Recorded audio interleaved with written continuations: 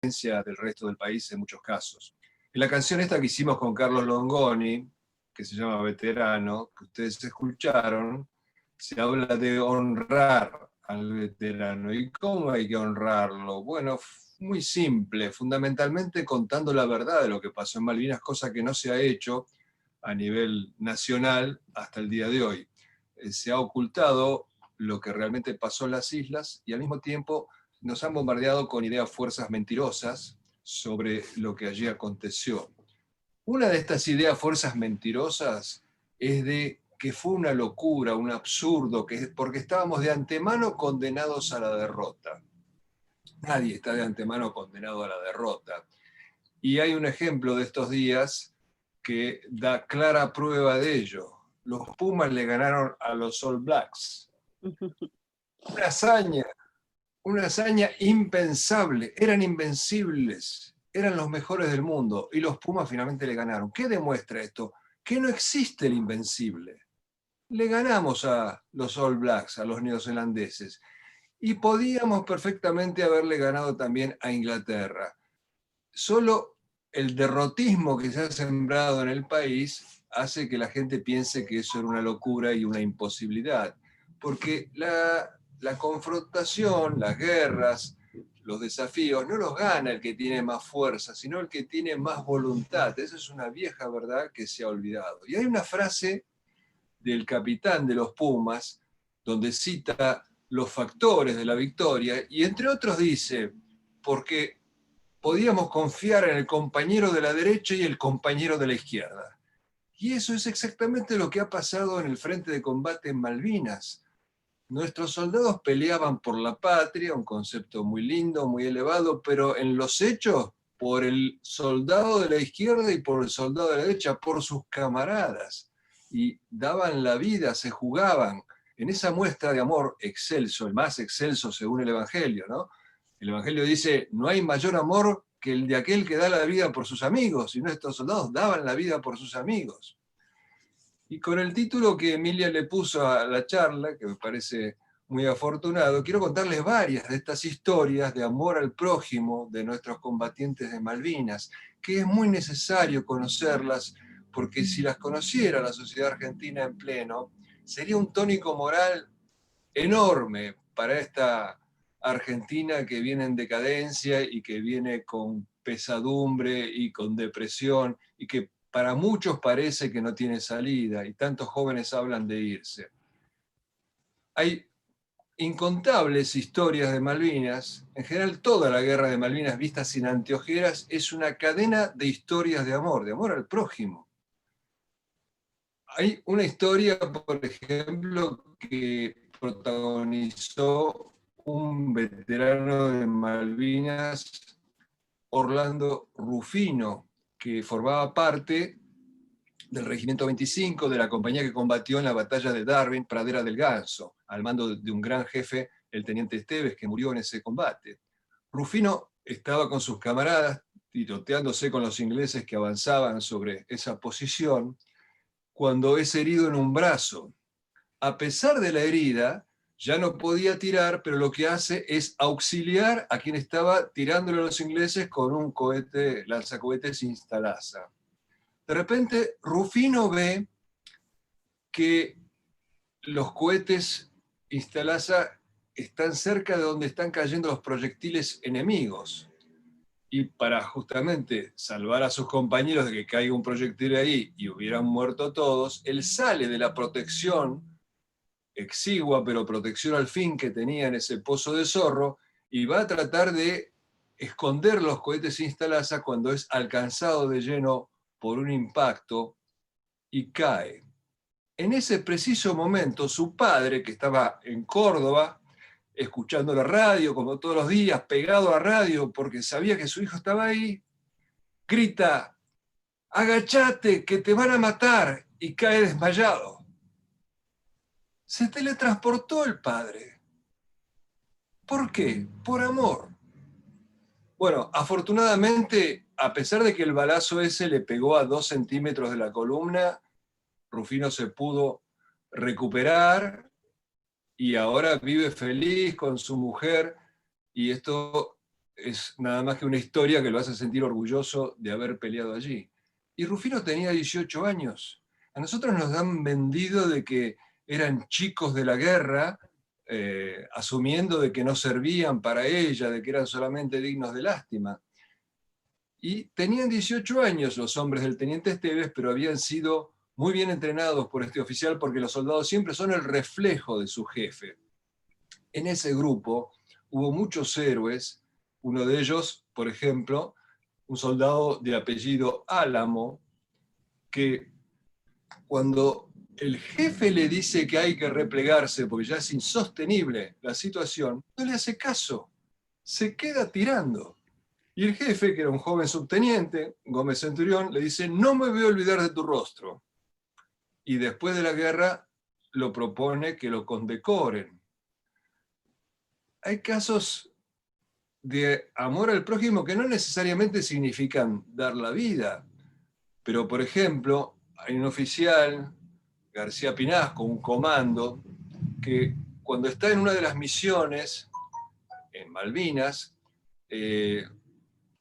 pierde el contacto con dos de sus subordinados y estaban los ingleses cerca y los subordinados estaban perdidos de hace bastante tiempo. Y él se arriesga y empieza a tirar para atraerlos con el sonido de los disparos hacia donde él estaba, con el riesgo de que los ingleses también podían ser atraídos. Afortunadamente logran reunirse y ellos estaban ateridos, los que se habían perdido, congelados. ¿Y qué hace García Pinasco? Se saca la bolsa de dormir que él tenía para él, se la da a uno de los que se había perdido y se pasa la noche congelado él, pero ayudando al camarada. La historia de la aviación en Malvinas, en su momento, asombró al mundo. La gente no podía creer a nivel mundial lo que estaban haciendo nuestros pilotos, que tenían en muchos casos aviones viejos, pero que estaban diezmando a la flota inglesa. En uno de esos episodios, el 21 de mayo, hay una escuadrilla que ataca a la fragata Ardent, la hunden finalmente, pero salen los aviones ingleses Harrier, persiguen a nuestros pilotos, dos son abatidos, el tercero, de apellido Arca, el Cacha Arca, combate contra los Harriers tirándoles su propio avión, porque no tenía con qué tirarles, y finalmente logra que el Harrier que lo estaba persiguiendo lo dejara, se apartara, y Arca vuela hasta Puerto Argentino, donde estaba yo, donde estábamos muchos argentinos allí, en Puerto Argentino, y que fuimos testigos de lo que pasó en ese momento. Con esa obsesión que estaban formados los pilotos de que no podían hacer que el avión se pierda, la obligación era tratar de salvar el avión, él quiere aterrizar en Puerto Argentino donde la pista era pequeña y no podía aterrizar con ese avión que era de gran porte. Él insistía y desde abajo le decían: no, mirá, te estamos viendo, a través de tu fuselaje se ve el cielo, no tenés el tren de aterrizaje, venía muy perforado el avión. Bueno, finalmente lo convencen de que él se eyecte. Él se eyecta, pero deja el avión nivelado de una manera que el avión empieza a girar alrededor de él, y en dos oportunidades vimos con terror como el avión propio de Arca estaba a punto de atropellarlo. Finalmente después el avión hizo las piruetas que quiso, aterrizó plácidamente en el borde del mar y se incendió. Después bromeaban, le tomaban el pelo a Arca y le decían que el avión volaba mejor sin piloto que con piloto. Pero a todo esto sigue la epopeya de Arca, que cae al mar, muy dañado, muy golpeado, quebrado, porque eyectarse en las películas parece muy fácil, pero es como golpear contra una pared, y él no tiene las fuerzas de ir nadando hasta la costa, además la costa estaba minada, le mandan un helicóptero y el helicóptero no tenía los engranajes, los aparejos como para izarlo, él tenía que izarse a pulso al helicóptero y no tenía las fuerzas, no logra subirse al helicóptero y está en aguas heladas. Él tenía traje de antiexposición, eso significa que ese traje lo protegía del frío helado del agua por espacio de media hora. Le mandan de nuevo el helicóptero porque sabían que ese tiempo expiraba y él se iba a morir de frío, de hipotermia. Y entonces, ¿qué hace en esta segunda oportunidad? El suboficial, le decían Maguila, Martín San Miguel, sale del helicóptero, se posa sus pies sobre los patines del helicóptero porque el piloto, el capitán Svendsen, había literalmente metido el helicóptero en el mar, un mar que estaba bastante bravío, y agarra a Arca de la cabeza para sacarlo. Le dice que vuelva a la costa el capitán del helicóptero. El capitán se da vuelta y no lo ve, y dice, ¿qué pasó? Angustiado grita, ¿qué pasó, negro? Pensó que se había caído. Y el negro le contesta con una risotada, no, estoy bien, seguí. Y lo lleva y lo salva Arca. La historia sigue medio risueña porque cuando llegan a la costa, bueno, a Arca lo meten dentro del helicóptero y lo van llevando hasta el hospital de Puerto Argentino para curarlo. Y Arca, después de toda la tensión vivida, se empieza a dormir. Y el capitán le dice, no, manténlo despierto. Ustedes saben que cuando hay una conmoción no hay que dejar dormir a la persona. Y Martín San Miguel no tiene mejor idea que agarrarlo a cachetadas. Y Arca, que es un cabrón fenomenal, que se agarra a trompadas con cualquiera en una disputa de tránsito, pero estaba muy golpeado, le dice con un hilito de voz, le dice, espera que me recupere, que sabes cómo te voy a agarrar. Bueno, después de que lo llevan al hospital, al otro día lo va a visitar Martín San Miguel a Arca. Y Arca le dice, mira, me tiraron los ingleses, me tuve que inyectar, caía al mar helado, pero lo peor que me pasó son las cachetadas que vos me pegaste. Y entonces Arca le dice, el suboficial le dice, bueno, discúlpeme, pero yo tenía que sacarlo a usted, ¿no? Le salvó la vida. Historias que se repiten y se repiten y se repiten. No solo en Malvinas hubo de esas historias. Por ejemplo, había un escuadrón de aviones de transporte, los Hércules, que eran la conexión entre el continente y Malvinas. Eran nuestro tubo de oxígeno con el continente porque las islas estaban totalmente bloqueadas. Esos aviones hacían un trabajo extraordinario y peligrosísimo porque iban desarmados, se metían muy cerca del frente de combate, hacían observación sobre la flota enemiga, un montón de misiones muy audaces, y había un jefe que ocupaba un escritorio. El jefe era el brigadier encargado de transporte de la aviación. Su trabajo era de escritorio y sin embargo se subía a esos aviones para que sus subordinados sintieran que los acompañaba, sin necesidad, solo por solidaridad, por amor.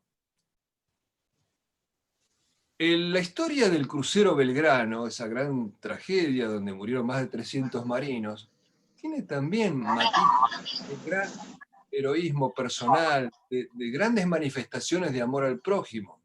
Ya desde el vamos, el tema de encontrar a los náufragos era una tarea muy difícil porque no se sabía dónde estaban, con cada minuto que pasaba corrían más riesgo de morir más gente por hipotermia o se ahogaban.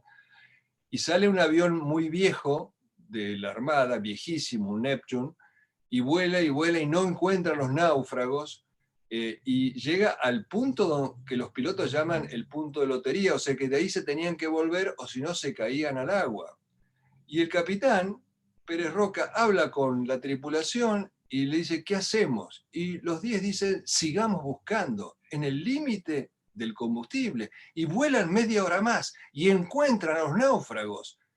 Y esos 10 tipos salvaron 770 vidas porque dan la noticia a nuestros barcos, y nuestros barcos se apresuran a tratar de llegar para rescatarlos, pero aún teniendo tan poco combustible, no se va el comandante del avión, sino que se queda orbitando sobre los náufragos para darles esperanza y solo se va cuando llega el buque. Cuando emprenden el retorno, llegan a la costa continental de la Argentina con lo que los pilotos dicen que ya no era combustible, era el olor a combustible. Una historia que me gustaría contarles también es la historia que muchas veces, lamentablemente, tiene que ver con esto, el menosprecio, ¿no?, de nuestros soldados que tenían 18 y 19 años, pobres chicos de la guerra, y todo el mundo ignora que los soldados ingleses tenían hasta 17 y 16. De hecho, hay un video, está en mi canal de YouTube, donde un jefe militar inglés dice que el promedio de edad de los tripulantes de los buques ingleses era 17 años. Y hubo soldados ingleses de 17 y hasta 16 años que murieron en combate, y nadie en Inglaterra los llama pobres chicos de la guerra. Esto fue también una de estas ideas fuerzas falaces que nos inculcaron para meternos en este derrotismo en el que vivimos. Y el derrotismo es una cosa muy peligrosa, porque el derrotismo es padre del sometimiento. La gente, cuando está con un ánimo derrotista, no piensa en levantar la cabeza, entonces es muy fácil manipularla. En uno de estos videos donde los ingleses, porque esto es lo lamentable, tenemos que enterarnos de lo que hicieron nuestros combatientes escuchando a los ingleses, porque nuestro país se oculta. Son los ingleses los que dicen que esa flota estuvo a punto de volver por la paliza que le estaba pegando la aviación argentina. En uno de estos videos cuenta un suboficial inglés que en la batalla de Monte Longdon sale de detrás de la roca a la noche, estaban combatiendo por el control de esa montaña, de Monte Longdon, sale un soldado argentino, les dice, hey, hombre, y les empieza a disparar desde la cintura. Cuenta este suboficial inglés que el hombre, el inglés que iba delante de él, cae muerto, a él lo hieren, al que relata este episodio, y el soldado ese se queda detrás de la roca, tiroteándose con los ingleses, un tiempo interminable, a tal punto que los ingleses que querían avanzar y no podían, hasta lo bautizaron, no sabían cómo se llamaba, y le decían Pedro. ¿Y está Pedro todavía ahí? Sí, sigue ahí tirando, saquen a Pedro de ahí. Y cuenta este suboficial que para sacar a Pedro de ahí le tuvieron que tirar con un misil antitanque. Chicos de la guerra, las películas, pero nos han metido esto en la cabeza. Historias de amor al prójimo, por ejemplo, uno de los pilotos que ataca la flota vuelve de Malvinas con el tanque de combustible agujereado. Ve con desesperación que no le alcanza para volver al continente. Se comunica con el continente, explica su situación, y un avión Hércules, una vez más, un avión de transporte, lento, desarmado, al mando del vicecomodoro Luis Litrenta, dice, yo salgo a buscarlo. Los jefes le dicen, no, no vas a llegar, es imposible. Y sale contraviniendo las órdenes de los jefes, va a buscarlo al frente de combate. Es un diálogo dramático el que se produce entre ellos, porque le dice el joven piloto que estaba perdiendo combustible, dice, tengo nada más que 300, no importa, pibe, lo tranquiliza Litrenta, calmate que llegamos. Tengo 200, tengo 100. Bueno, a último momento, Litrenta llega a verlo y hacen esto del reabastecimiento en vuelo, que es además una operación complicada. La lanza del avión de combate tiene que insertarse en todo un mecanismo que tiene el Hércules para darle combustible. Cuando le da el combustible, el joven piloto de Lepiane de apellido quiere salirse y seguir volando solo. Y Litrenta le dice, no, tenés agujereado el avión, vas a volver a perder combustible. Y lo lleva abrazado hasta el continente. Cuando llegan a la base en el continente para aterrizar, una vez más el joven piloto quiere aterrizar y le dice Litrenta, no podés aterrizar con tu combustible porque lo estás perdiendo. Una chispa en la pista y se incendia tu avión. Y le vuelve a salvar la vida con eso, porque efectivamente al perder combustible podría haber un accidente. Entonces este piloto no aterriza hasta no haber gastado todo el combustible. Una historia que tiene que ver también con el Belgrano y tiene que ver también con algo que se ha ocultado, porque nos han presentado a Malvinas como una cuestión de los militares, y no fue una cuestión meramente de los militares. ¿Por qué? Primero y principal, si no hubiera sido por los civiles no hubiera habido guerra de Malvinas. Los militares, los miembros de la Junta Militar se metieron en eso porque estaban engañados por un gancho, un guiño que les hicieron Inglaterra y sus aliados de que podían hacer un toco y me voy y después no pasaba nada. Pero el pueblo se volcó a todas las plazas del país reivindicando esa recuperación de Malvinas y no reivindicando al gobierno militar de ese momento. Ustedes pueden ir a YouTube, cuando Galtieri habla desde el balcón, cada vez que dice yo presidente lo chiflan y cada vez que dice les daremos batalla lo aplauden. La gente hacía clara diferencia entre el gobierno y la causa nacional Malvinas. Y cuando Galtieri, que había caído en esa trampa de que se podía hacer nada más que un toco y me voy, y que la flota no venía, se da cuenta que la flota viene en serio y que Estados Unidos no va a ser neutral, le dice a su ministro de Defensa, saquemos las tropas de las islas. Y el ministro de Defensa, Frugol, le dice, no podemos, la gente nos cuelga en Plaza de Mayo. La gente cocinaba, donaba, tejía, apoyando el esfuerzo bélico argentino, y algo que se ha olvidado o que se ha ocultado a propósito es que 200.000 civiles se anotaron de voluntarios para ir a pelear a Malvinas y no los dejaron ir.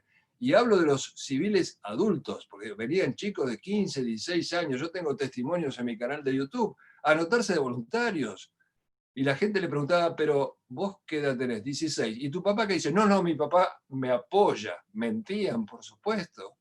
Pero había un fervor tal popular, los mayores quizás lo recuerden, la Argentina era una, había una grieta mucho más profunda que la que hay ahora, porque veníamos de prácticamente una guerra civil entre militares y guerrilleros, y en ese momento había un solo frente, defender a la Argentina. Y lo que pasó es que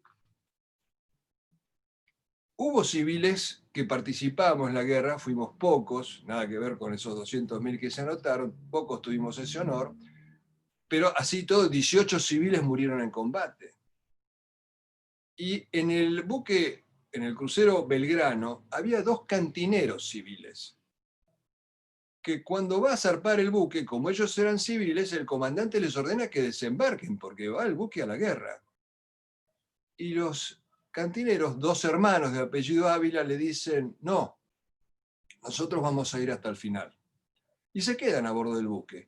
Cuando los torpedos lo impactan, uno de los hermanos logra salir de la cantina y sube a la cubierta. Pero ve que el otro hermano no estaba en cubierta. Y entonces baja a tratar de rescatarlo, llega hasta él, lo encuentra herido, pero en ese momento se cierran las compuertas y perecen los 2.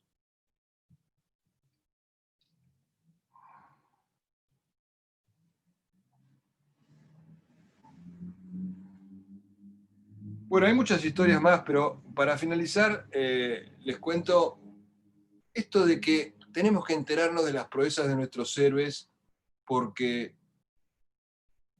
en la Argentina no nos informan de ello, tenemos que enterarnos por los ingleses.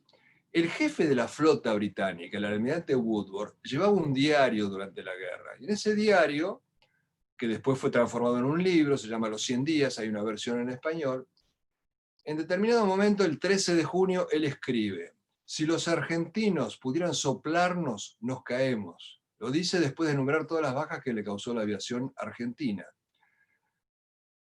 Son los propios ingleses los que dicen que estuvieron a un tris de perder esa guerra. Y también cuenta otra cosa, esta historia, por ejemplo, que es una de las tantas historias que no conocemos los argentinos, de cómo fue puesta fuera de combate la fragata Broadsword. Cuenta el almirante Woodward que los 2 pilotos argentinos que la estaban atacando, y hay una foto en internet donde se ve el ataque porque alguien desde el buque, un inglés, sacó la foto y se ven los 2 puntitos que avanzan hacia el buque entre una lluvia de proyectiles, los ingleses le estaban tirando con todo, eran 2 pilotos, Carballo y Rinke justamente, que lo habíamos mencionado anteriormente, y dice el almirante Woodward que los radares de los lanzamisiles ya los tenían enganchados, con lo cual eran hombres muertos, porque si el radar te engancha, el misil no le puede errar. ¿Y qué hicieron estos jóvenes pilotos volando a ras del agua, lo cual es peligrosísimo, a casi 1000 kilómetros por hora, con los ingleses tirándoles con todo? Se pusieron ala con ala. Y entonces los radares que veían 2 blancos, de repente vieron un solo blanco, se desorientaron, no salieron los cohetes, y nuestros pilotos pusieron fuera de combate a la fragata Broadsword. Bueno, creo que estas son algunas de las historias que pueden servir como introducción para que ustedes de ahora en más hagan las preguntas que quieran sobre los tópicos que quieran y trataré de contestarlas. Nicolás, yo te te he escuchado y te voy a pedir algunas historias. Eh, una, por ejemplo, de aquel hombre, no me acuerdo el cargo, que estaba como enloqueciendo y que sus autoridades deciden llamar al continente para que su mujer lo contenga.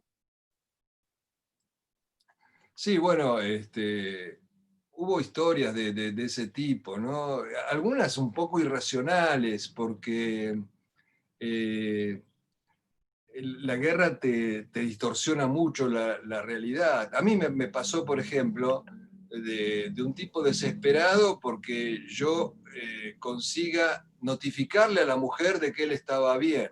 Yo lo que hacía era comunicar esos teléfonos que me daban los soldados a la producción o a mis familiares, y ellos llamaban y decían que yo lo había visto y estaba bien. Y en ese caso, por ejemplo, cuando llamó la productora a la casa de la mujer me dijo: pero si hablo todos los días con él.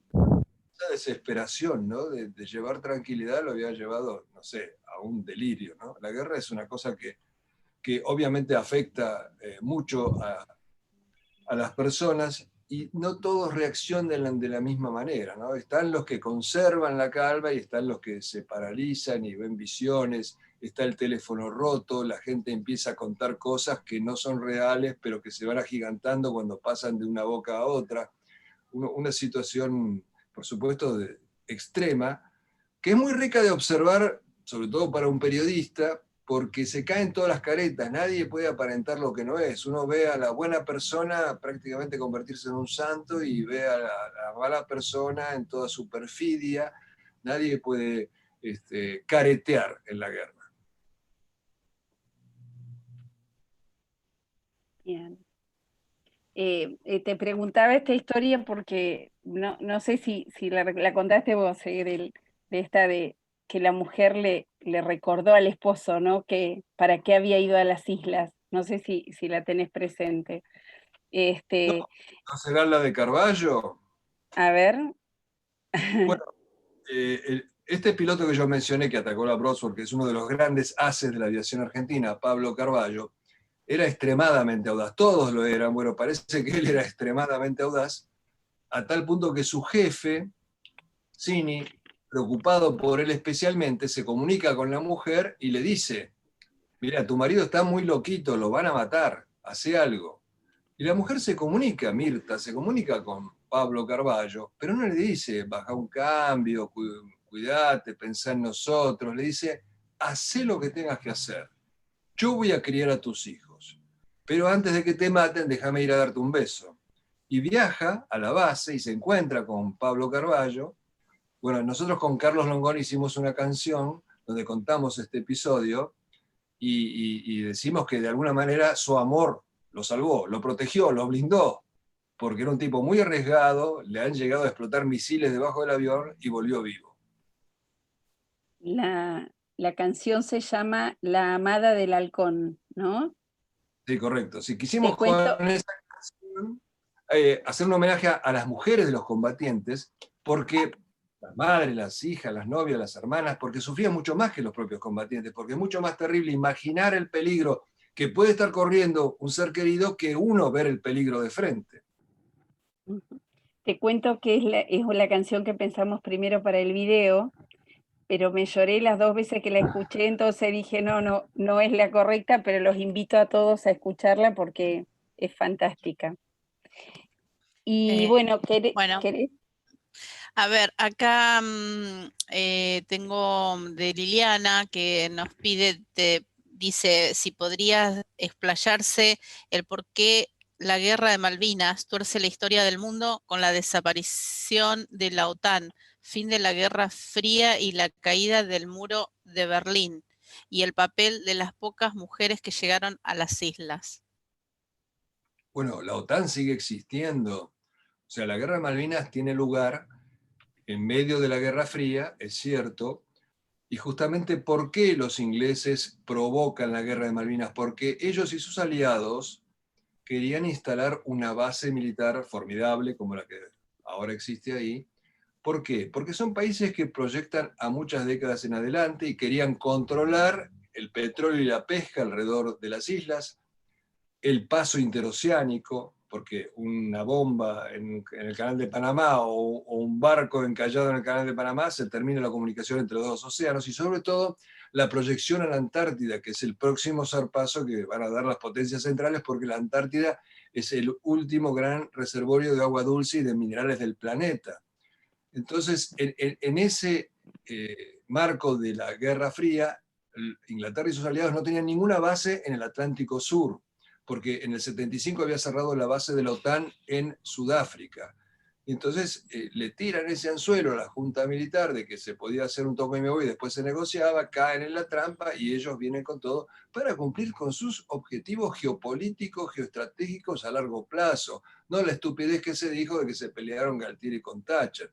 Todo tenía una motivación muchísimo más profunda, además de motivaciones secundarias, como por ejemplo, la Thatcher estaba en su máximo nivel de impopularidad, quería con eso levantar su popularidad, y otro factor era que la flota inglesa, la poderosa flota inglesa, Inglaterra siempre fue la reina de los mares, según las nuevas doctrinas militares iba a perder ese poderío porque se decía que no hacían falta más barcos grandes, sino submarinos misilísticos y lanchas rápidas. Entonces empezaron inclusive a desguazar a la flota inglesa, los portaaviones que después vinieron a Malvinas, los habían puesto en venta. Y el almirantazgo iba a perder su enorme poder económico, político, militar.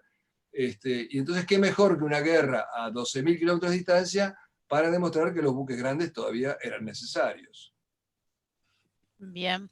Y también Liliana nos dice si podrías explayarte sobre el Pacto de Madrid firmado durante el gobierno de Menem.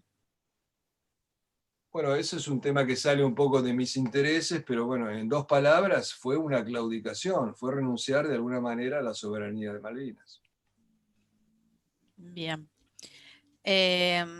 Bueno, no veo Ay, más preguntas. Nicolás, Decime. no, mientras yo te voy trayendo algunas historias que me encantaría que contaras.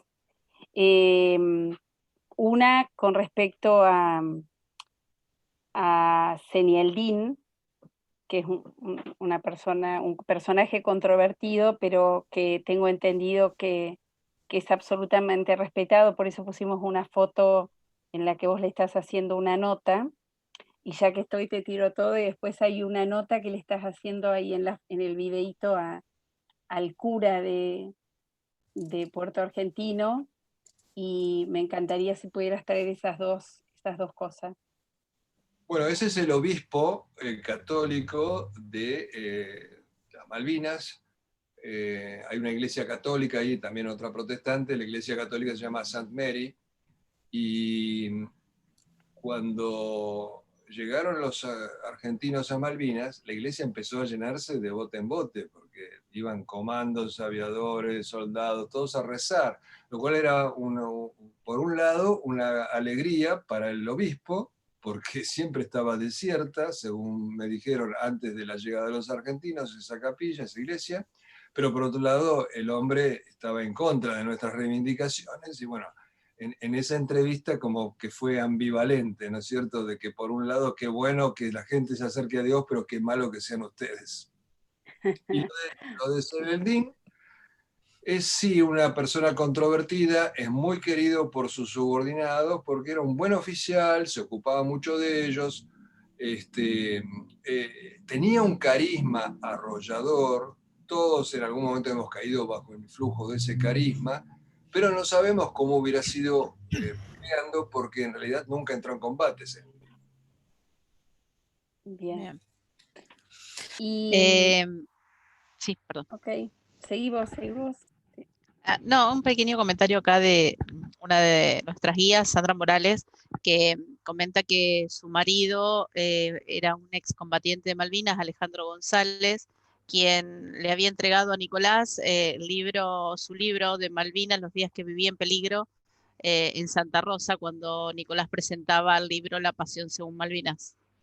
No sé Sí, si lo recuerda. conocí a Alejandro y la verdad que me dolió muchísimo su muerte tan intempestiva, tan prematura. Un abrazo para la señora. Bien, gracias. Bien.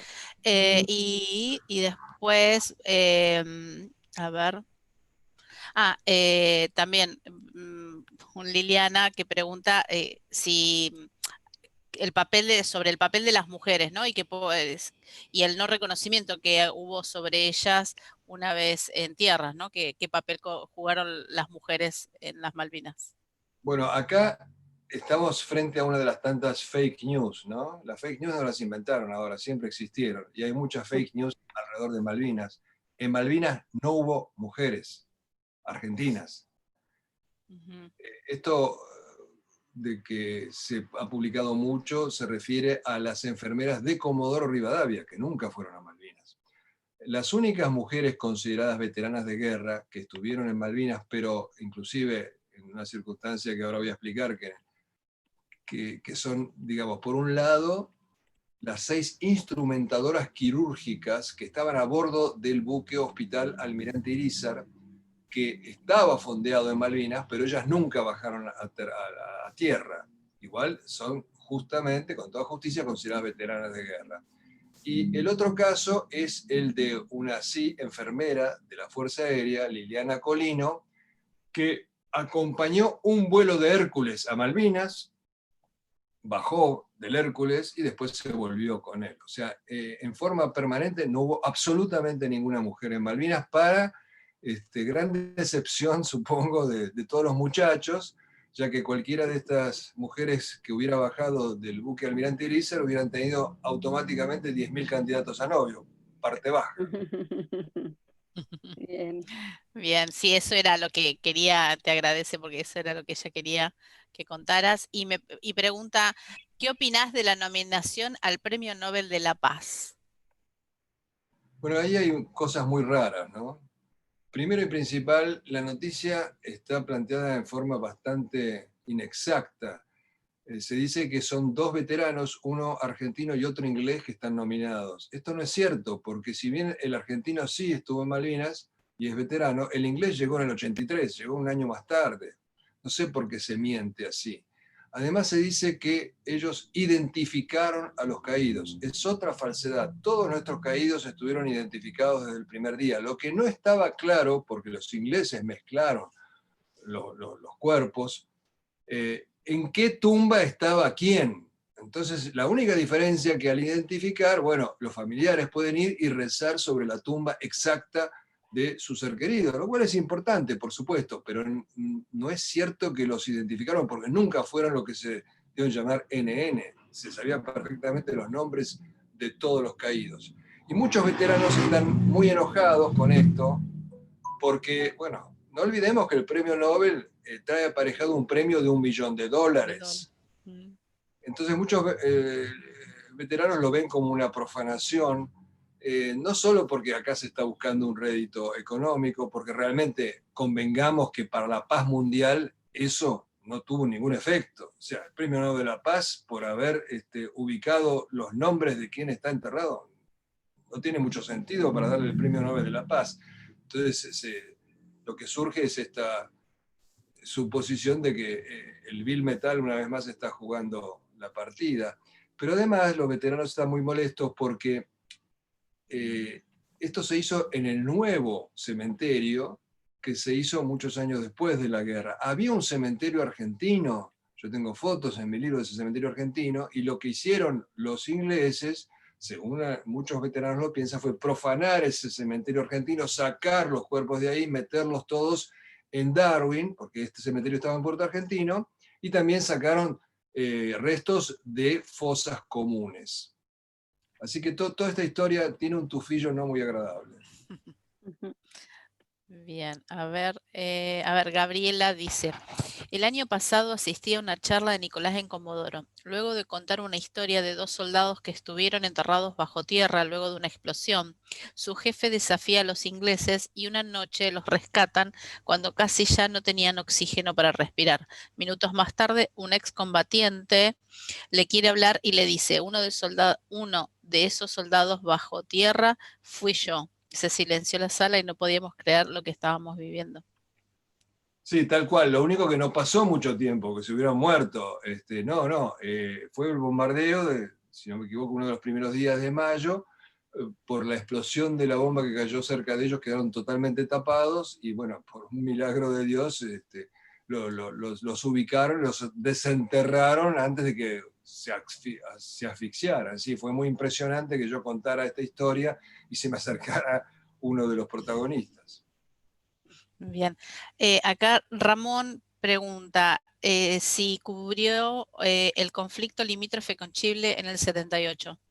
No, ese no lo cubrí porque además no llegó a ser una guerra, afortunadamente, ¿no es cierto? Nuestras tropas se habían movilizado, ya los aviones nuestros habían despegado, pero por suerte se paró a tiempo.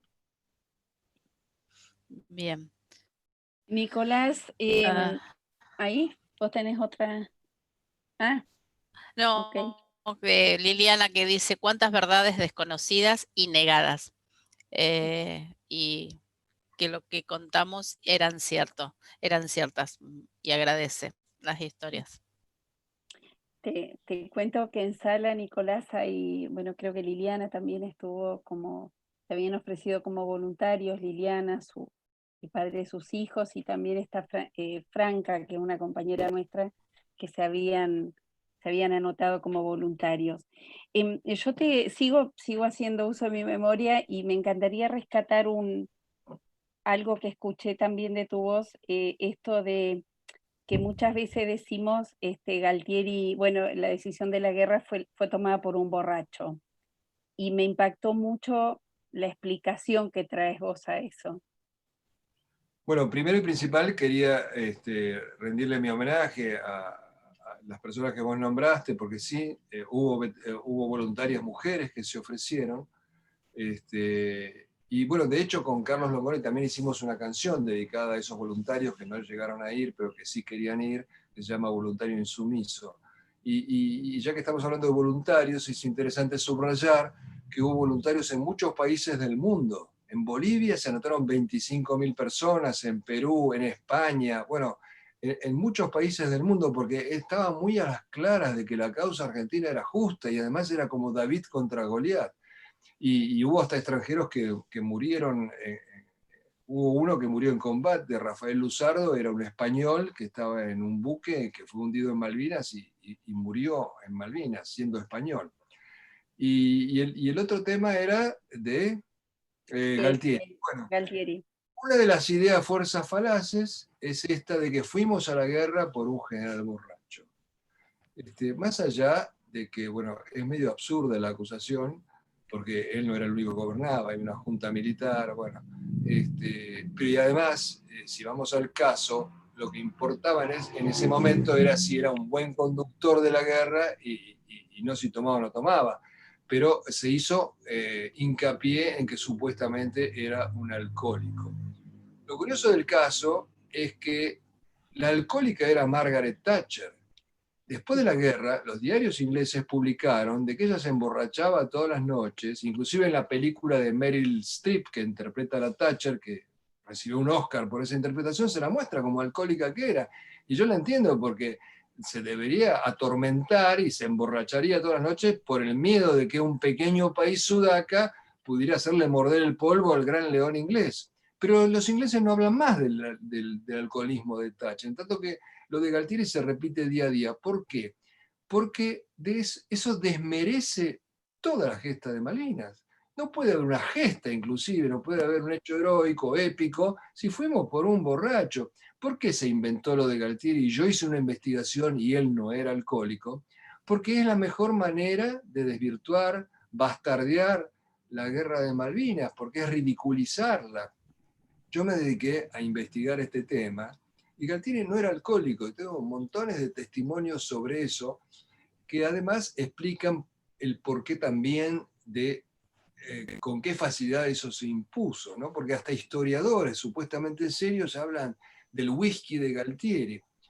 Galtieri, le pregunté una vez a Anaya, su compañero de la Junta Militar, después de la guerra, le pregunté si era alcohólico y me dijo que no, que, por ejemplo, me dio un ejemplo, que en el comité militar, en el tiempo en que Viola, el que fue también presidente de facto, se tomaba 4 whiskies, Galtieri se tomaba 1. Bueno, voy a una radio de Paraná, me entrevista un periodista y me dice, vos sabés que tenés razón en esto de que Galtieri no era borracho. Y le digo, ¿vos cómo sabés? Yo era el chofer personal. ¿Quién conoce mejor a una persona que el chofer personal? Hay un piloto, Carlos Neme, que era el asistente del jefe de la Fuerza Aérea del brigadier Grafiña. Iba a llevarle papeles a Galtieri a las 10, 11 de la noche. Nunca lo vio ebrio, y un alcohólico a esa hora está regalado.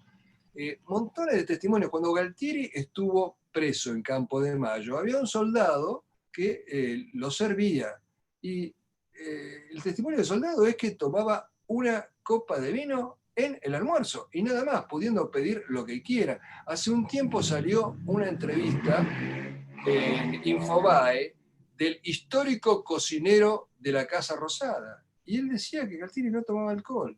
Bueno, esto todo fue una gran patraña, pero una patraña criminal. Porque imagínense ustedes a los soldados que volvieron con llagas en el alma, decirles: tarado, fuiste a la guerra porque un general borracho lo decidió en un momento de ebriedad. Eso es criminal, porque muchos soldados, como ustedes saben, se suicidaron después de la guerra, y principalmente se suicidaron porque les quebraron la autoestima. Pasaron hambre, frío, miedo, vieron caer heridos y muertos a sus camaradas, y después cuando volvieron le dijeron: estúpidos, fueron por un general borracho. Los que siguen con eso están siguiendo en esta mentira que en su momento llevó a la tumba a muchos soldados argentinos, y son culpables de esas muertes. ¿Tenés algo más, Cari? Y lo que eso me impactó muchísimo cuando lo escuché. Lo otro que te quería preguntar, porque a veces uno cree, digo, ¿y cómo llegó Nicolás a la guerra? Y a mí me impacta no solamente el día que se inicia la guerra, me impactó mucho leer lo de la ropa. Viste, son cuestiones, esto es re de mujer, ¿no? Pero digo, esta ropa con la cual se te reconoce, y los pulóveres de cuello alto y todo lo demás también tienen una historia, y que me parece que están dentro de las historias de amor y de servicio de Malvinas, porque lo tuyo para mí, Gusto, es servicio. Y digo, quizás sea sutil lo que estoy preguntando, pero a mí me parece una historia fuerte. Bueno, yo aparecí en Malvinas, la verdad que no tiene mucha explicación lógica, porque yo ni siquiera estaba en Canal 7, en ATC. Yo me había ido por desavenencias con el productor, estaba en otro canal, y sin que yo sospechara nada, de repente me llaman, me convocan sin que yo sospechara nada, y yo el 2 de abril tenía que ir a grabar mi promo de reingreso al noticiero, y me entero que recuperamos las Malvinas, y yo me quería matar porque yo estaba en mi casa, me lo había perdido. Y cuando llego le digo: ¿a quién mandaste? Al productor. El productor me dice: no, no mandé a nadie. ¿Cómo no mandaste a nadie? Bueno, mandame a mí. Claro, lo tenía todo fríamente calculado. La explicación, yo creo que tiene que ver con que cuando uno desea intensamente algo, se le alinean los planetas. Porque yo desde chico, ahora no se hace lamentablemente, pero yo desde chico venía con la convicción de que teníamos que recuperar las Malvinas, que fue insuflada en mí por las maestras. Cuando uno entraba en la primaria a clase, lo primero que hacía la maestra era escribir en el pizarrón: las Malvinas son argentinas. Entonces yo de chico soñaba con la aventura romántica de ser el almirante que recupera las Malvinas, las libera del dominio inglés. Bueno, no tuve la oportunidad de ser almirante, afortunadamente, pero que de 1000 o más periodistas sea el único yo en haber cubierto toda la guerra, evidentemente tiene que ver con probablemente esto, ¿no? Hay un proverbio que dice: la presa corre hacia el cazador, así que yo siempre hago la advertencia de que tenga mucho cuidado con los deseos intensos, porque se le pueden cumplir, tanto sea un novio, un trabajo o una guerra. Bien, con acá, Bien. sí, perdón. A la ropa. A la ropa, ¿cierto? respecto a la ropa, bueno, yo había ido de traje y corbata al canal. Cuando me dicen que salga para Malvinas, salí de traje y corbata para allá, llegamos a Comodoro y me compré una camperita de apuro, pero el 2 de abril no nos dejaron cruzar a las islas. Recién cruzamos el 3. Y yo anduve un tiempo con esa camperita congelándome, porque a pesar de que soy de origen ruso, mis genes nórdicos parece que los he perdido todos y soy muy friolento. Y entonces la estaba pasando mal, y el teniente coronel Seneldín, que había tomado el cuartel de los ingleses, me regaló una campera de un soldado inglés, de un Royal Marine. que era muy abrigada, muy linda, pero que despertaba el odio de todos los kelpers, porque yo me pasé toda la guerra con esa ropa que era ropa de trofeo, o sea, de alguna manera conquistada al enemigo.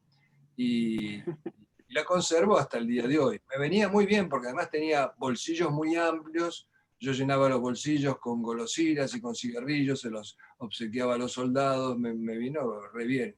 Y bueno, y el pullover de cuello alto, el pullover de Bariloche también me salvaba del frío, porque además de ser un lugar frío, además del viento que no para de soplar, Malvinas, la tierra de Malvinas es turba, y la turba es algo como una esponja, uno pisa y sale agua. Imagínense los soldados que vivían en esos pozos inundados, estaban empapados todo el tiempo, y nosotros que no vivíamos en un pozo, vivíamos en una hostería, pero andábamos por esa turba, siempre teníamos los pies mojados.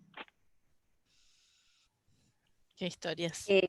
Y también esto de que en algún momento tu inglés y tu contextura física y todo servían como para servirles les comprabas en los negocios de los ingleses cosas, digamos, a los soldados, ¿no? Había por ahí una... Sí, no era tanto mi inglés, sino el hecho de que yo era civil, porque los generales argentinos que cuidaban los intereses de los kelpers, más allá de los intereses de los propios soldados, le habían prohibido a los soldados comprar en las tiendas de los kelpers. Y los soldados tenían necesidades, y yo las veía. Y entonces yo les compraba cosas muchas veces desde mi propio bolsillo, y otras veces obviamente ellos me daban el dinero porque no me daba para comprarles para todos. Y había una sola tienda que finalmente quedaba abierta, que era el West Store, y abría 2 horas a la mañana. Y yo me vi en el dilema en que por ahí se ven muchos periodistas en lugares de conflicto. ¿Qué privilegio? ¿Mi trabajo o la ayuda al prójimo? ¿No? Como, qué sé yo, en Vietnam, ponele, ayuda a subir al herido al helicóptero o le saco una foto.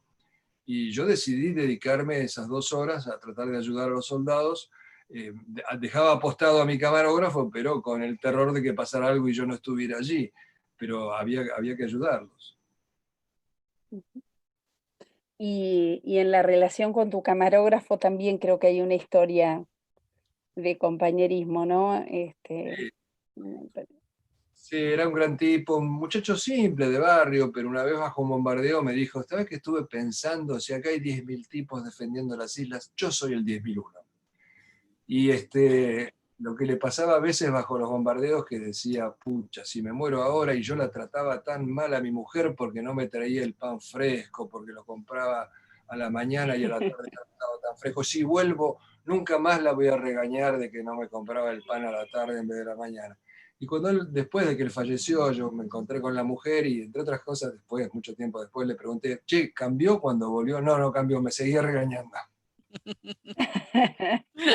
Bueno, la Mela te acompañó durante toda la guerra, ¿no? Sí, sí, O en era un algún tipo muy momento el regreso. Sí, sí, todo el tiempo. Era un tipo muy valiente porque, por ejemplo, vos sabés que si te pones la cámara al hombro y tenés un casco, el casco te incomoda. Entonces él no usaba casco. Como él no usaba casco, tampoco usaba casco yo.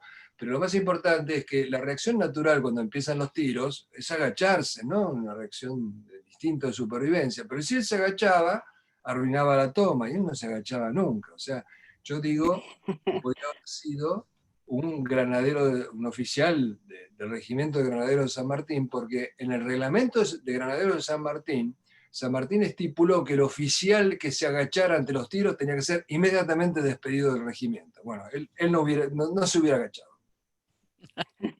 Qué grande. Bien. Y bien, acá Mónica pregunta, ¿quién o quiénes crees son los responsables de que no se conozca la verdad Bueno, o estas verdades? básicamente el Estado. El Estado, desde el gobierno militar hasta el día presente, por eso es el Estado el que tiene que contar la verdadera historia. Y el Estado de uniforme o de civil la ha estado ocultando. Los primeros que la ocultaron fueron los jerarcas del denominado proceso militar, que cuando voltean a Galtieri, el nuevo hombre fuerte del ejército, el general Nicolás dice Malvinas no existió, y por eso escondieron a los soldados cuando volvieron, los llevaron a sus casas escondidos, y y empezó el fenómeno de desmalvinización, que es una forma de censura, empezó con el gobierno militar, después siguió con el gobierno de Alfonsín, y sigue hasta el día de hoy porque el Estado no se hace cargo de contar la verdad.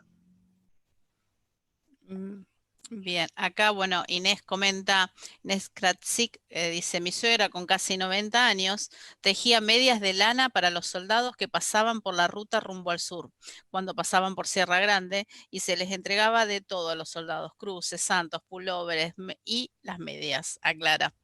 Después también en esto, ¿no? En estas historias de colaboración, Ana Carú comenta, dice, yo colaboré en el armado de las cajas de alimentos en la rural con las donaciones de las empresas.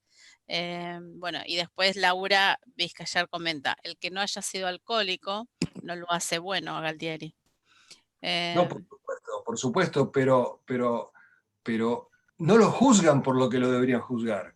Galtieri fue un pésimo conductor militar y probablemente tendría que haber sido fusilado, como lo pedía el informe Rattenbach, pero nadie habla de eso, hablan de la banalidad del alcohol para ensuciar la gesta de Malvinas.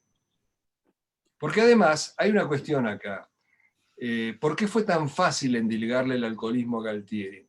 Galtieri era un tipo tosco, uno lo puede ver en los videos, de movimientos toscos, tenía una voz aguardentosa, y para los periodistas, para nosotros es muy fácil, le sacas una foto con un vaso en la mano que hasta puede tener Coca-Cola, ya está, alcohólico. Pero además una cosa fundamental, y que eso lo reveló un ayudante de él tenía una presión muy alta. Él andaba en casi 20 de presión y tenía terribles dolores de cabeza, y también eso probablemente favoreció a que el tipo de repente parecía medio mareado por la hipertensión que tenía. No es justificar a Galtieri, es poner las cosas en su lugar. ¿Por qué no lo critican por lo que lo deben criticar y lo critican por un invento? Para ensuciar la causa Malvinas. Ramón, perdón. Espera que te lo completo ahí. A mí me impactó mucho esto que vos decías, que no es lo mismo decirle a una madre que perdió su hijo, su hijo perdió la vida por la patria, a decirle que la perdió por decisión de un borracho. Claro, La verdad que cambia totalmente la historia. es una crueldad terrible. Sí. Ramón Carreras dice si pudo hablar con Robacio, el comandante del BIN 5. Desafortunadamente no, porque yo pedí ir a las posiciones del BIM 5 a través del teniente Aquino. El teniente Aquino le llevó mi mensaje a Robacio. Cuando vuelve el teniente Aquino me dice, Robacio dijo que no. ¿Por qué le digo? ¿Qué dijo Robacio? Robacio dijo, no quiero civiles aquí, porque después les pasa algo y hay que pagarlos por lo que no valen. Me pareció muy lamentable, porque con eso se perdió el BIM 5, de que yo vaya, filme, tome fotografías, hubiera quedado para la historia. ¿Podés contar qué es el BIM 5? El BIM 5 es el Batallón de Infantería de Marina número 5. Acá tenemos un veterano con nosotros, protagonista del 2 de abril, que era del BIM 2. Y el BIM 2 no se quedó después del 2 de abril. El BIM 2 se volvió al continente y vino el BIM 5. Hay una historia curiosa, ustedes todos recordarán probablemente las fotos de la revista Gente, donde están los comandos nuestros apuntándole a los ingleses con las manos en la nuca o tirados en el suelo. Bueno, los ingleses quedaron con la sangre en el ojo, y cuando ganaron la guerra y llegaron a Puerto Argentino estaban buscando a los comandos esos para sacar la contrafoto, demostrar a estos comandos con los brazos en alto, tirados en el suelo, etc. Y no pudieron porque ya no estaban en las islas. A ver, ¿qué más? Tengo acá un comentario de una de nuestras guías, colegas, que dice, para que tengas conocimiento, que cuando hacemos los city tours, los guías, parte de las historias que contamos es del el día que Madrid se quedó sin pan, ¿no? Y que la gente en general se queda muy asombrada porque son historias que se desconocen y que en general hasta los docentes se asombran, los más nuevos, y se emocionan porque tampoco las conocen. ¿No? Es marcar un poco cómo se han ido perdiendo las historias. Y en esto de que los guías trabajamos contando estas historias, también en uno de los, bueno, en uno de los puertos se hicieron murales donde se recuerda ese día. Sí, la verdad es muy emocionante. Yo cada vez que veo esa foto me emociono yo. Sí. Emi, no sé si tenés algo. Yo por acá no veo nada No, más. yo sí, yo quiero, a ver, yo sé que estamos como en un estado así pero quisiera aprovechar para hacerte algunas preguntas. Acá me sale la coach y después me retan a decir, no, no, bueno, no, preguntarte, ¿cuál fue el momento más emotivo y cuál fue el más triste para vos o que observaste en el tiempo de la guerra? Bueno, los más tristes fueron siempre los momentos en que uno se enteraba o veía la muerte de alguien con quien había llegado a trabar algún tipo de relación, ¿no? A mí me ha pasado en más de una oportunidad. Por ejemplo, una tarde estábamos con un picadito de fútbol en la base aérea Malvinas, con una pelota con los colores de Boca, con un grupo de soldados, y a la mañana siguiente, cuando yo llego a la base, estaba uno de los soldados tendido, muerto, con la pelota con los colores de Boca al lado de él, por ejemplo. O un piloto Jukik que venía a la hostería, al pueblo, a hablar con su novia por teléfono, a lavarse la ropa, y cayó por un ataque de los Harriers. Esos eran los momentos más tristes. Pero también había momentos hasta de jolgorio, ¿no? Había un grupo de personas que tenían mucho sentido del humor, y la verdad que eso ayudaba mucho a soportar todo lo duro que era el momento. El humor es una gran protección para los momentos de crisis, de tensión, y había gente que tenía así sentido del humor. Una vez eh, unos kelpers nos regañaron porque estábamos riéndonos, y le contestábamos, si no nos reímos nos morimos antes. O sea, había momentos, había gente muy apasionante, muy interesante. En la hostería que nosotros vivíamos había un grupo de capellanes muy preparados, además de que hicieron una gran labor. Había un cura que recitaba en francés la canción de Rolando, por ejemplo. Había gente de inteligencia que sabía muchas cosas, había algunos médicos civiles. Y después los momentos de emoción, en general, a mí me provocaba una gran admiración, tanto que llegaba al insomnio, no podías dormirme pensando en los pilotos que atropellaban a la flota, con aviones modelo 50, estaban haciendo trizas, fragatas modelo 80, o sea, suplían 30 años de diferencia tecnológica con coraje y con pericia. Y en lo personal, para mí el momento más emocionante fue cuando, después de mucho pedir, me dejaron tirarle un cañonazo a los ingleses. Que eso fue, aunque suene políticamente incorrecto, a mí me llenó de satisfacción. Creo que en el video se nota. Hay un video donde está grabado también el momento en Sí, YouTube, creo. Sí. cosa que no me convierte en combatiente, por supuesto, ni mucho menos, pero siempre digo que pienso que eso simboliza lo que hubieran querido hacer los 200.000 voluntarios civiles que no los dejaron ir a Malvinas. Y al oficial que me dejó tirar el cañonazo, después lo criticaron de cómo había dejado que un civil hiciera eso. Y él dijo, yo te dejé hacer porque esto no era una guerra entre el ejército argentino y el ejército inglés, era una guerra entre la nación británica y la nación argentina, y la Constitución argentina dice que todo habitante está obligado a armarse en defensa del país. Mira, Muy bien. mira. Y yo no soy coach, pero en esto de que vos, me venía a la mente esto que comentabas de cuando te reencontraste años después con la esposa de tu camarógrafo y que le preguntabas si había cambiado. Te pregunto vos, ¿la guerra, el estar ahí, te cambió a vos, te transformó? Bueno, yo creo que me transformó, sí, me enriqueció, aunque también sea políticamente incorrecto. O sea, me empobreció porque perdí mi trabajo, pero me enriqueció humanamente. Haber estado codo a codo en una guerra noble, justa, con nuestros soldados, no tiene precio. Yo tengo conciencia histórica. Yo en ese mismo momento yo sabía que esa guerra, sobre todo después de los golpes que la aviación le pegó a la flota británica, yo sabía que esa guerra iba a pasar a la historia como algo glorioso, que la gente no lo ve hasta el día de hoy porque los hechos históricos, para ser calibrados en su dimensión perfecta, necesitan distancia, hay que apartarse de eso. San Martín no fue reconocido, Belgrano no fue reconocido. O sea, yo le digo a los combatientes, le digo a Ramón, que hay que hacer yoga, pilates y dieta y llegar al cincuentenario de la Guerra de Malvinas, porque a San Martín lo reconocieron 50 años después de haberlo expulsado prácticamente.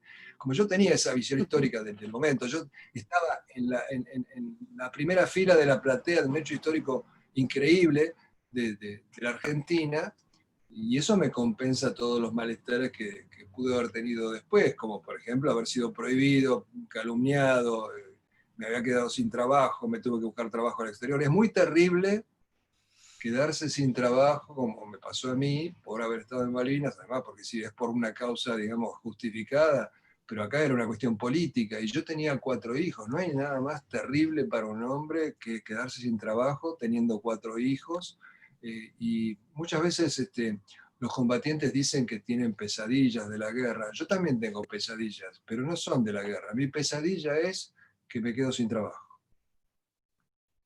Qué bárbaro.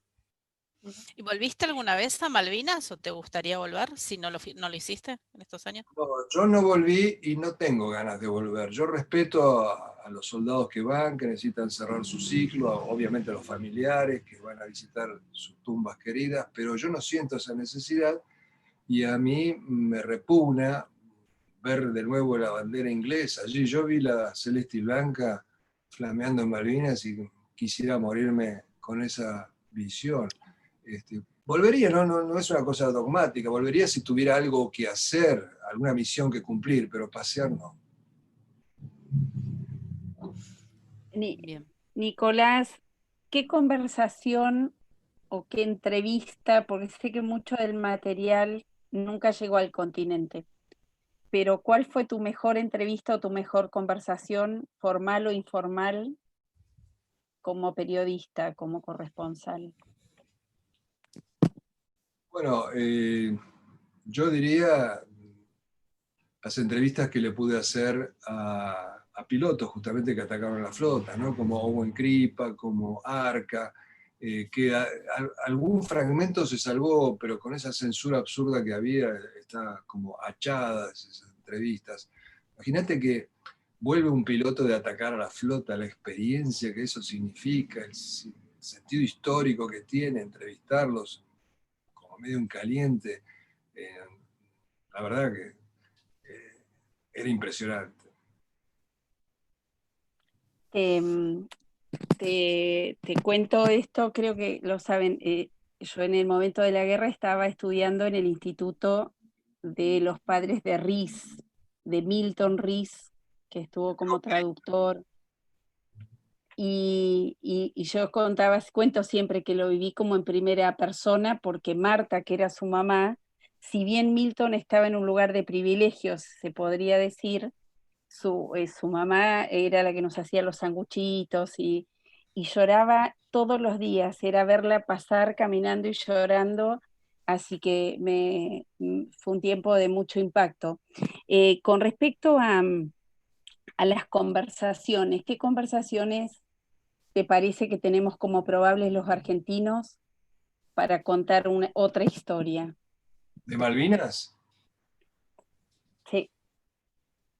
Bueno, hay muchos testimonios muy interesantes. Yo les recomendaría tratar de conseguir a Pablo Carballo, a este as de la aviación argentina, que en las charlas que él da, que no son muchas, él no sale mucho de Córdoba, pero él no habla solamente de Malvinas, él da clases de vida. Son maravillosas las charlas que él da. Y además él es una persona excepcional. Yo digo que es un santo en tiempo presente, además de un héroe de la guerra. Así que si pueden, Pablo Carballo, sería maravilloso que lo consigan. Y de paso paso la propaganda. Les cuento que para mí fue muy rico, bueno, pedirte amistad en el Face y obviamente seguirte, y estoy aprendiendo un montón de cosas, así que pueden mandar la invitación. Y además tiene un canal de YouTube donde hay unos videos muy interesantes, no solamente interesantes, a mí me parece que son emotivos y que nos dan en el hueso, digamos, con emociones que traemos guardadas, ¿no? Este, Así que eso pasó.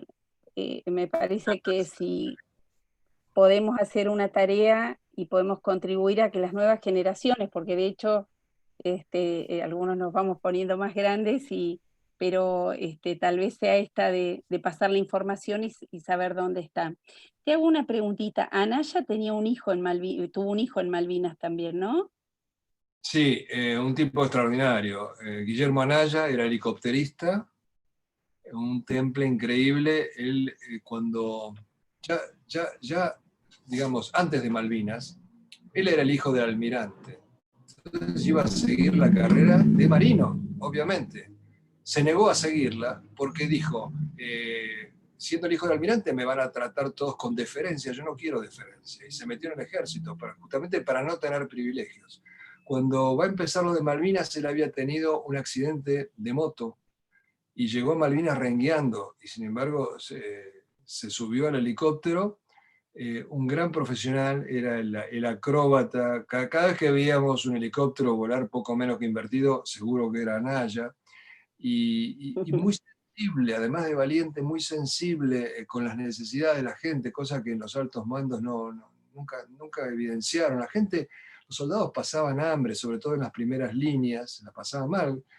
Toda guerra es sinónimo de hambre, bueno, en este caso peor todavía por los altos mandos que no se movieron como tenían que haberse movido.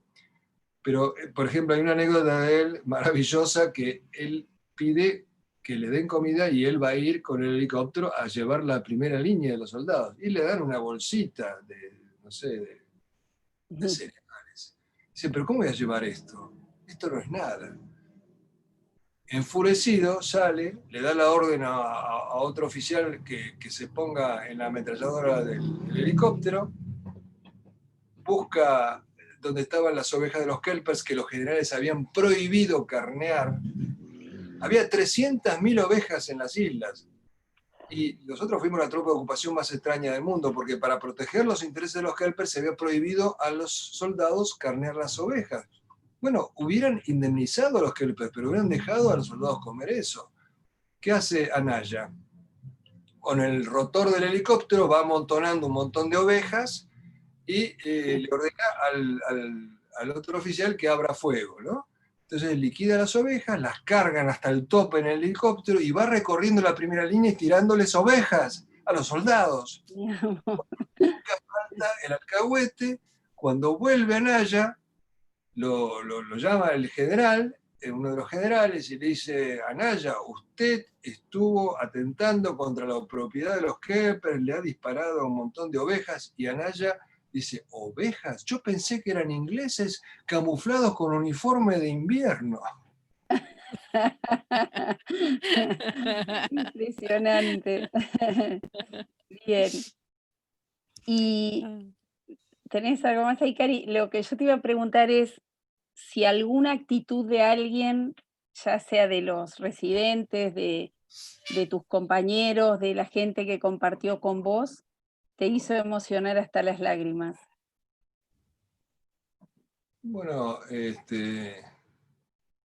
no soy muy de emocionarme, quizás más ahora que en aquella época, pero a mí me emocionaba todo en Malvinas. O sea, yo sentía fervor, a mí me han acusado de que yo era muy entusiasta en mis crónicas. Bueno, era lo que yo sentía. Eso no significa que yo haya mentido, nunca dije que estábamos ganando la guerra, ni cosas por el estilo, pero yo estaba lleno de fervor. Era mi guerra. O sea, no era, yo he cubierto otros conflictos bélicos, pero esto era mío, esto era mi gente, era mi territorio, era mi patria, y yo vivía emocionado en Malvinas.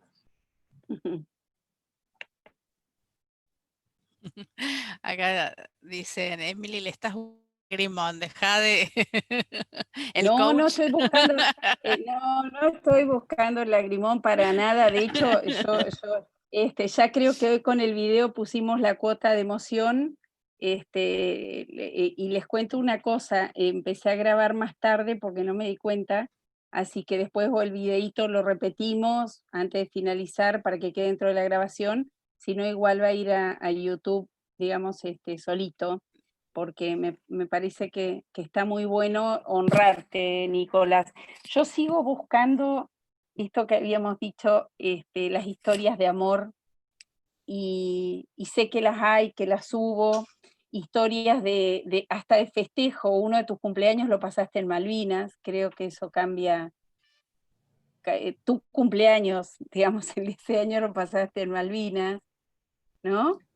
Sí, sí, yo cumplí años en Malvinas y me hicieron, bueno, primero en la hostería donde estábamos, uno de los capellanes me tocó el cumpleaños feliz, era músico, folclorista, el padre Santore, y después a la noche me invitaron gente de inteligencia de Fuerza Aérea, me invitaron a comer a la casa donde ellos estaban basados. Ahí un suboficial rayó unas galletitas para hacer como una suerte de milanesas, lo poco que había, mientras cañoneaba la flota inglesa, que dicho sea de paso, un par de días después le pegó al lado de la casa esa. Con esa música de fondo festejé mi cumpleaños y me hicieron el mejor regalo de mi vida, no superado hasta el día de hoy, un par de medias de lana, a precio de oro cotizado en esa situación. Bien. No tienen precio esas cosas. Te pregunto, si vinieras en una excursión y no fueras argentino, ¿qué te gustaría que un guía de turismo te cuente sobre la Guerra de Malvinas? Bueno, a mí por supuesto me gustaría que cuente estas historias de amor y de coraje, ¿no? Tendría que ser nuestra carta de presentación en el mundo. Fíjate qué cosa rara, somos los más fanfarrones del planeta, ¿no? Nos jactamos del dulce de leche, del fútbol, de la virome Vic, de todo lo que se te pueda ocurrir, y de que enfrentamos casi al resto del mundo, le peleamos de igual a igual a una gran potencia bélica bancada por casi el resto del mundo, y de eso no nos jactamos. A tal punto nos han colonizado mentalmente, a tal punto han impuesto el derrotismo en nosotros. Inclusive llega al extremo de que cuando vos le decís a alguien, mirá, todos los jefes militares ingleses dicen que estuvieron a punto de retroceder, muchos argentinos te retrucan, ah, bueno, pero entonces te tiraban la bomba atómica en Córdoba. O sea, no, hay como gente que se resiste a pensar que somos capaces de tener éxito. La mentalidad derrotista se ha ahincado y afincado en los argentinos. Quizás por eso nos está yendo tan mal como nación.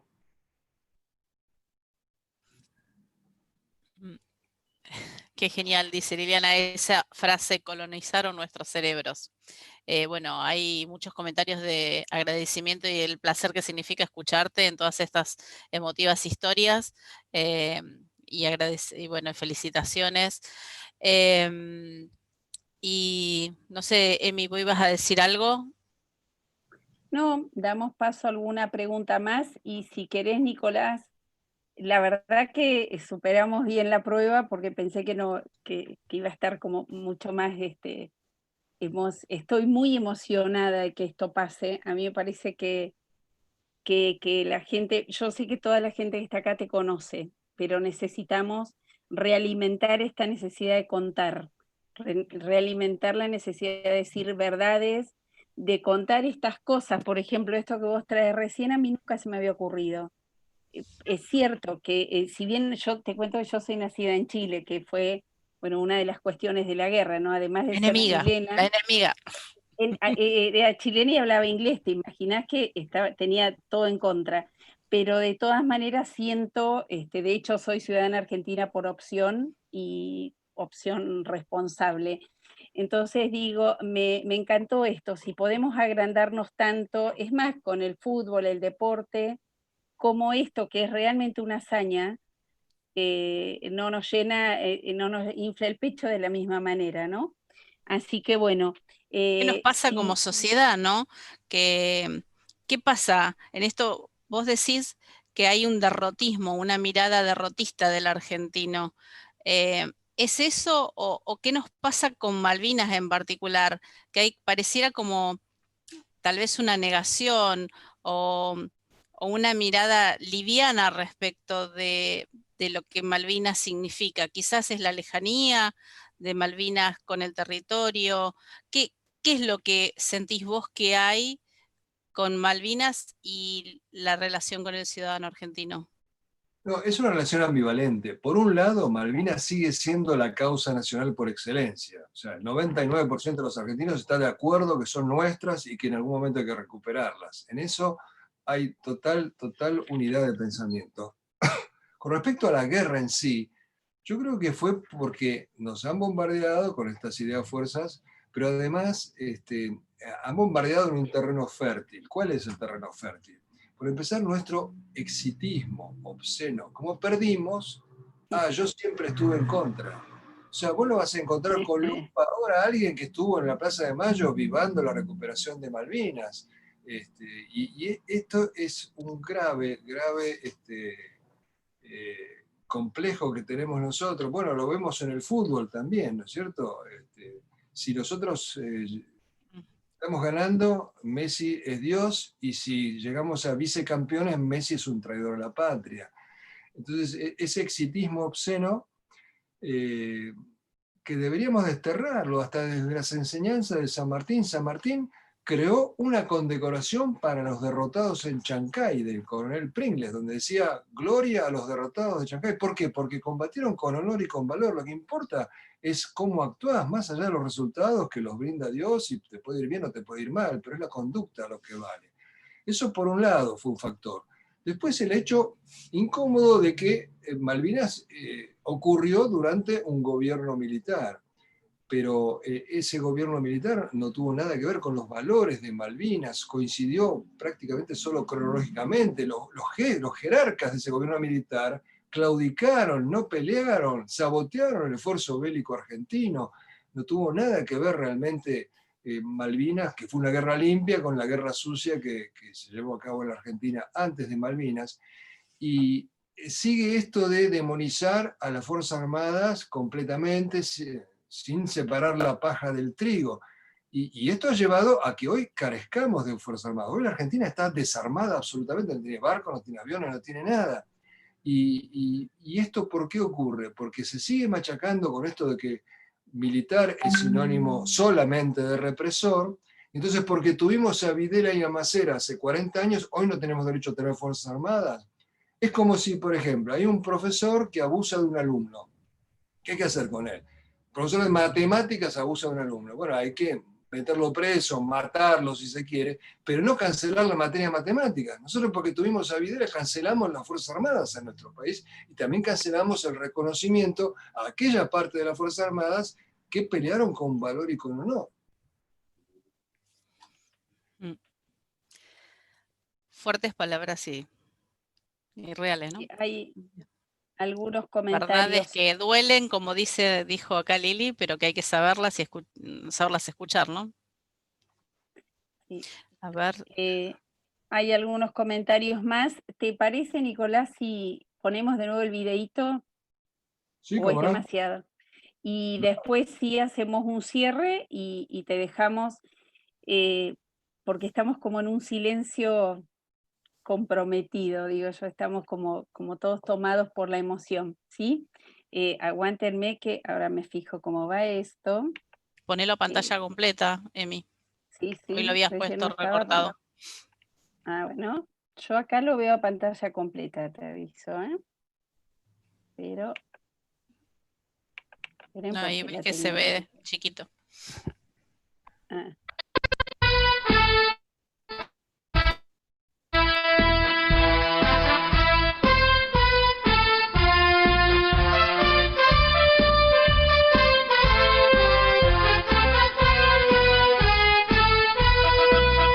En mi patria tan bella y cruel, cada año en el 2 de abril se da cita quien sin timonel dio a los anglos respuesta viril.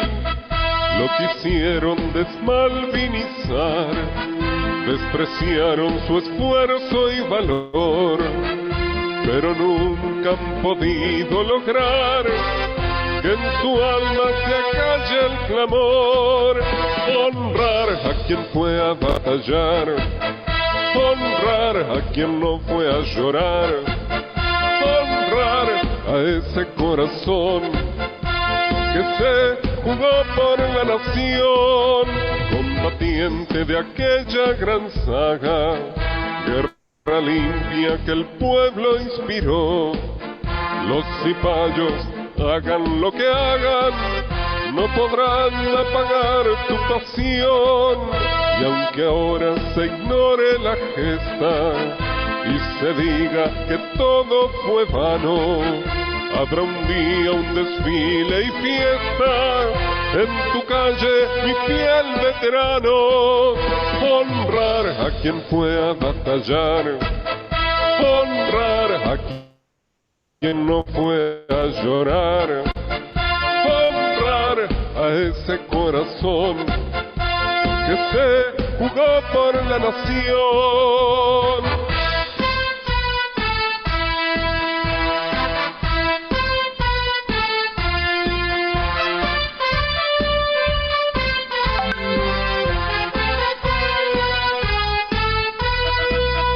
Heredero de otras patriadas, ya tenés tu sitial en la historia, y perdona a los que siendo nada te negaron mezquinos la gloria. Mientras siga existiendo el país, estará siempre en deuda, soldado, con vos que le brindaste este bis, esta nueva vuelta de obligados.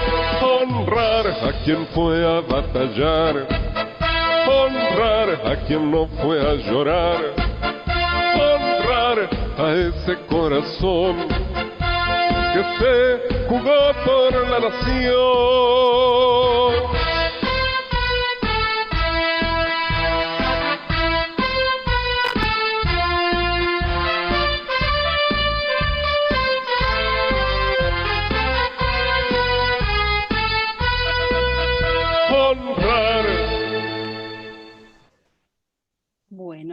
Bueno. Muchísimas gracias, muy lindo, hermoso, emocionante. ¿Querés leer los saludos? Y después sí, no quiero dejar de pasar algunos saludos. Acá Nani que dice gracias, excelente charla. Muchísimas gracias por tu tiempo, Nicolás. Bueno, agradece también a GP. Ana, imagino el orgullo de tus hijos. Ramón Carreras dice gracias, Nicolás. Mónica también agradece, gracias. Claudia, gracias, excelente. Oscar Jones, excelente charla, Nicolás. Gracias a GP por haberlo organizado. Adriana, gracias, genial. Liliana, gracias, con mayúsculas. Un señor, gracias, así, con mayúsculas, señor periodista. Y bueno, y gracias, muchísimas gracias por parte de todos por haber estado con nosotros, Nicolás, y compartido todas estas historias. Bueno, y nada, ¿sabés que ya te comprometo a que el otro año hacemos otra? Así que seguimos en contacto, Nicolás, un orgullo, un placer. Me parece que nos merecemos estos espacios. Así que bueno, te abrazo fuerte y terminamos como siempre con un aplauso para nuestro disertante. No sé si querés decirnos algo. Si querés decir algo más, y cerramos con un aplauso, ¿sí? Yo quiero decirles a los argentinos, sobre todo a los jóvenes, que ahora se habla tanto de irse del país, que no lo hagan. Que si se van, le vamos a dejar el país a la lacra. No entreguemos el país, resistamos. Nos merecemos el país. Quédense, la Argentina tiene todo por hacer. Es el mejor país del mundo. Solo vale que nos pongamos de pie. Un abrazo grande a todos y gracias por la invitación. Un aplauso, no sé si puedo abrir los micrófonos, pero te aplaudimos en estos días, y te cuento que tenemos una tradición que es a la cuenta de 3 los hago desaparecer a todos. Así que Vamos No hay todos. palabras ¿sí? para agradecer. 3, Así que bueno, un aplauso. 2, 1 y nos fuimos. Muchas gracias, Nicolás.